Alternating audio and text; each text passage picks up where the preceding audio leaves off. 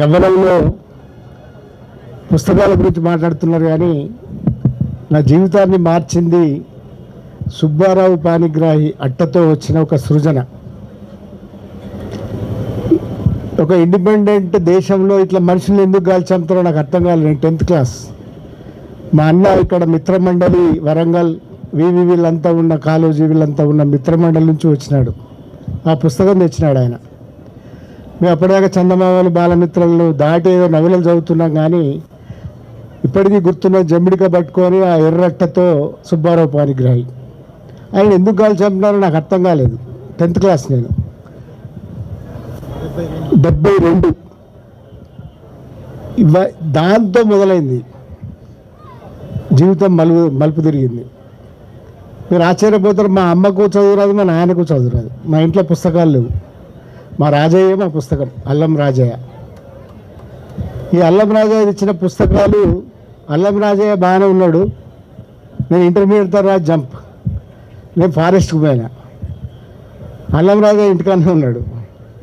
అంటే అట్లాంటి ప్రభావంతో కానీ నా జీవితాన్ని అద్భుతమైన మలుపు తిప్పినది అదే, ఆ మూమెంటు, ఆ పుస్తకము, ఆ తర్వాత వచ్చిన అనేక వ్యవహారాలు. ఆ తర్వాత ఉస్మానియా నన్ను ఇంకొక మలుపు తిప్పింది. అక్షరం రాని ఇంట్లో పుట్టి, మా ఇంట్లో పండితులు లేని పుస్తకాలు లేని ఇంట్లో పుట్టి నేను అక్షరాలతో ఆడుకునే ఒక వృత్తిలో సంపాదకుడిని ఆయన.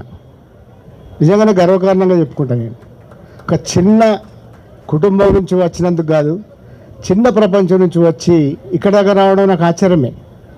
దీనికి కారణము ఇంతకుముందు కేఎస్ గారు అన్నట్టు అనేక పుస్తకాలు నా మీద బాగా ప్రభావం చేసినవి. ఏంజల్ ఒక వచ్చి బిగినింగ్ ఆఫ్ ది ఎండ్, అది రెక్క విప్పిన రెవల్యూషన్, సిరిసి అన్నారు. ఇప్పటికి కూడా చూడండి, దొరికితే అద్భుతమైన పుస్తకం. ఏదైతే అదే దాన్ని ఏమంటారు, స్రవంతి, దాంట్లో రాసిన, అసలు మీరు ఇప్పటికీ చదివితే ఎంత ఆశ్చర్యపోతారండి. అట్లాగే రక్తాక్షరాలు కూడా, అట్లాగే చెలం మ్యూజింగ్స్, అట్లాగే నవీన్ అంపశయ.